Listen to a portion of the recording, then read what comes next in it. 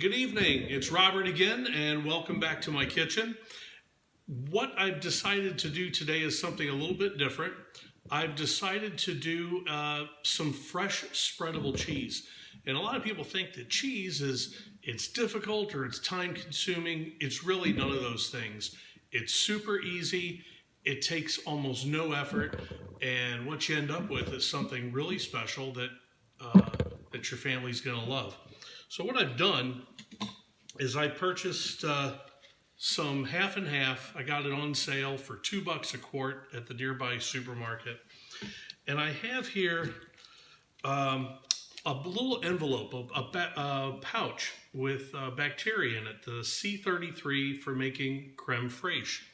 Now I normally buy this from a company called the Grape and Granary. You can buy it direct from cheesemaking.com. It's the same product from the same company. I only buy from Grape and Granary because when I was overseas, I spent 2 years. I spent 2 years on a project overseas supporting military camps after I did my last deployment with the Navy. And while I was there, this company, the Grape and Granary, sent me soda making supplies. A lot of companies don't want to do the extra little bit that it takes to ship to an APO or FPO address. So when I ordered from them and they said they would ship it, that was a big treat for me. And even though that was back in 2006, 2007, I still buy from them because they treated me right back then.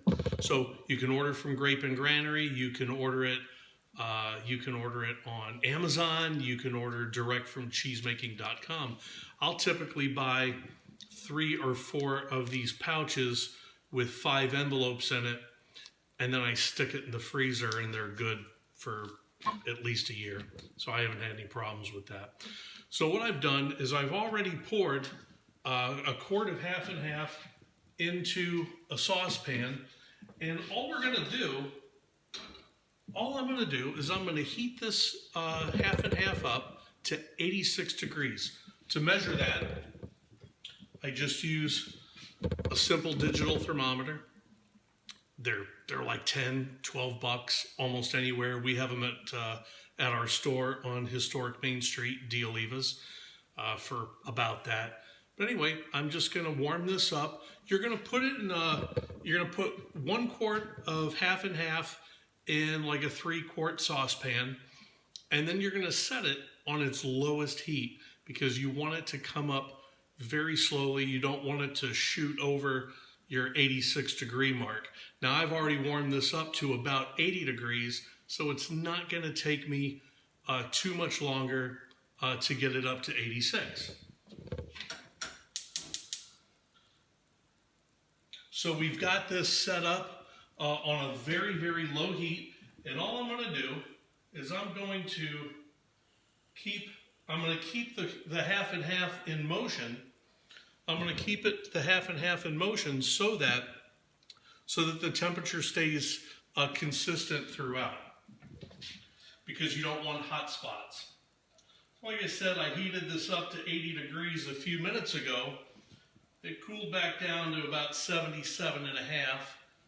And so I'm just going to keep this going until we get up to 86 degrees. And digital thermometers are fantastic for this.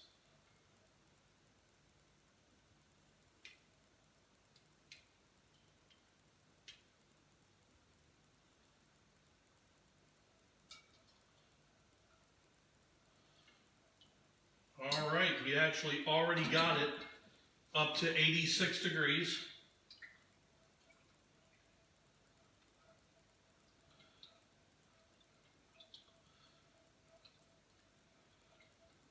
Actually, I went just a hair over that. I think the residual heat from the pan caught up. I think the residual heat from the pan caught up with it, and it got a little bit warmer than I had expected. So now, all we're going to do is we're going to take this half and half that's been warmed up to 86 degrees. I'm going to take an envelope of this C33 bacteria designed to make creme fraiche. I'm going to tear this open. And I'm going to evenly sprinkle it over the top of my warmed up half and half. I'm going to set my timer. I'm going to set that timer for 2 minutes.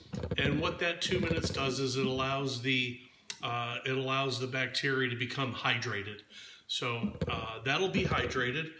And while that's going, or after that's done, all I'm going to do is stir it.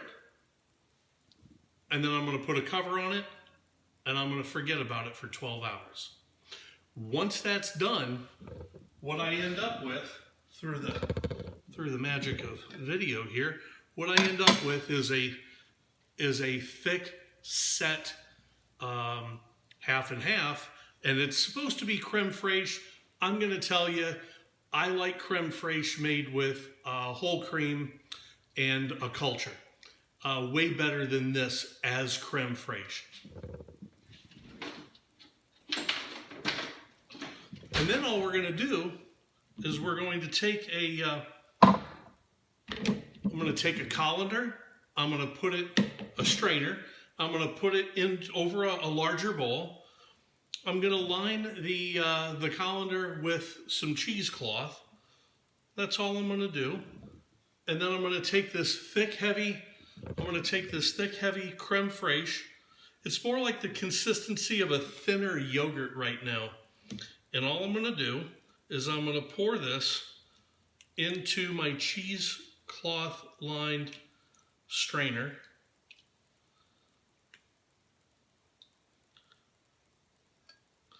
Now, there's other ways to do this. You can get a really big piece of cheesecloth, and you can gather all this up into a ball, and you can just hang it over your sink, off of your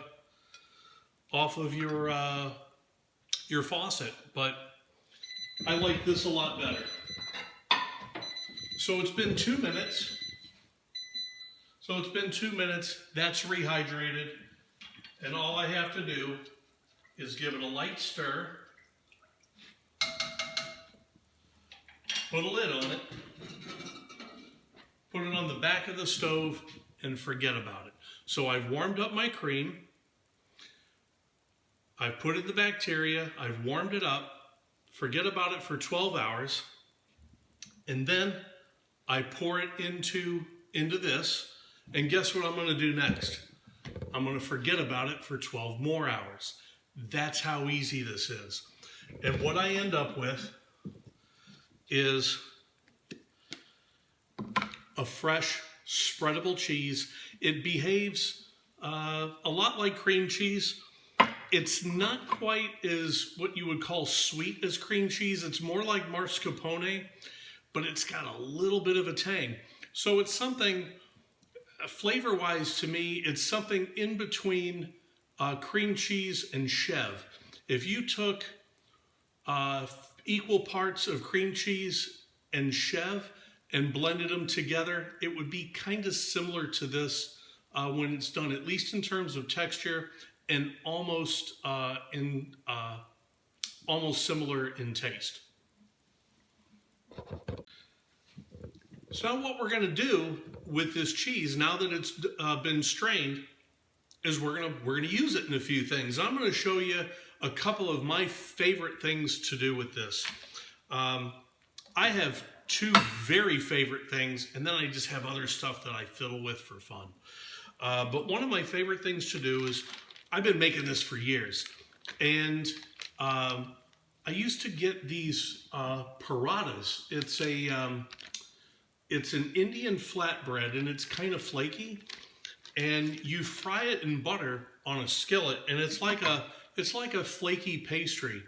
And what I do with this is I'll take a glob of this cheese, and I'll put a little bit more on that,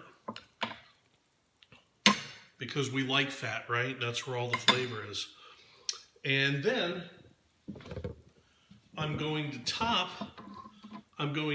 this parata in the cheese. I'm gonna top this with some strawberries that I've had sitting in some sugar. And I'm just gonna put that right along with it.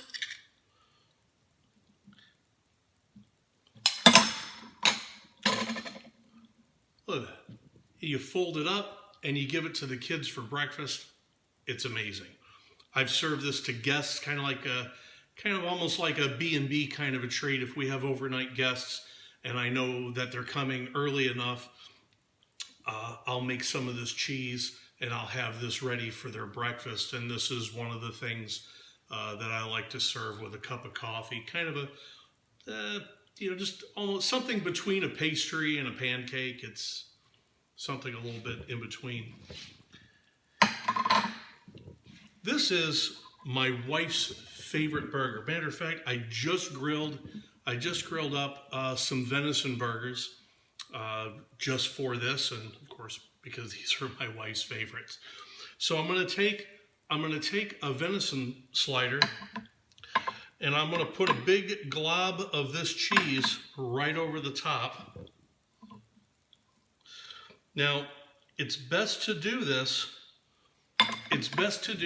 while or after the burger has had time to rest. And the reason you want to do that is because if it's too hot when you put the cheese on, it'll get a little gooey. You don't want it gets kind of runny, and we don't want to do that.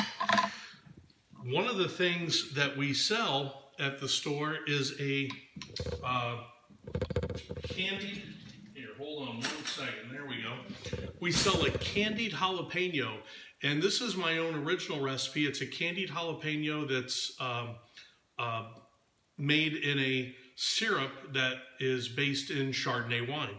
And so what I do is I take this cheese, and then I take these candied jalapenos in this Chardonnay syrup, and I just put that right on top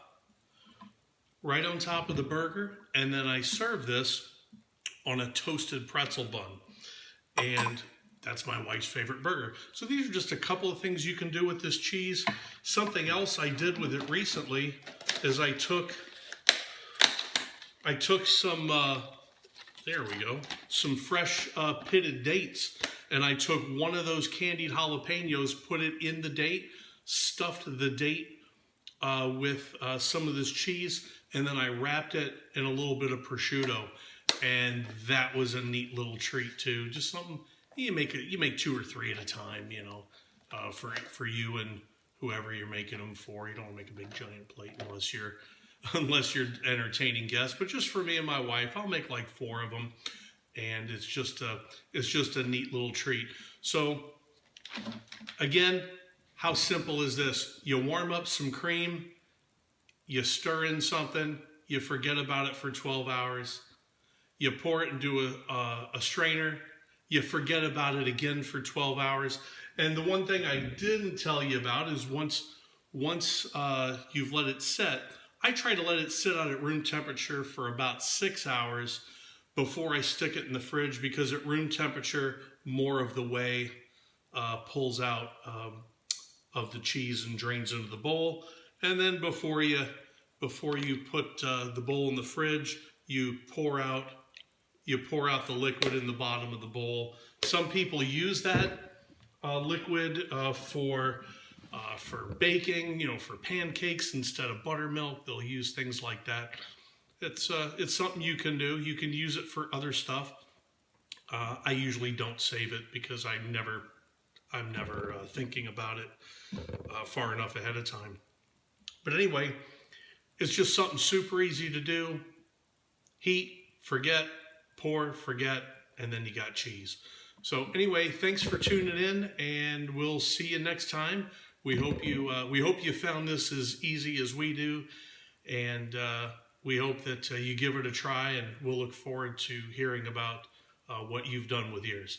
Thanks so much, and we'll see you later.